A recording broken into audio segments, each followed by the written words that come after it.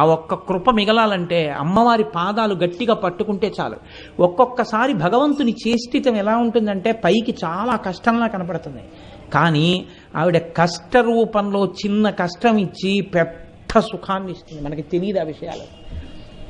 పరమాచార్య మాటల్లోనే చెప్పాలంటే, నేను ఎలాగో ఇవాళ పరమాచార్య ప్రసక్తి తెచ్చాను కాబట్టి ఆయన మాటల్లోనే చెప్పవలసి వస్తే మీకు ఒక మాట చెప్తాను.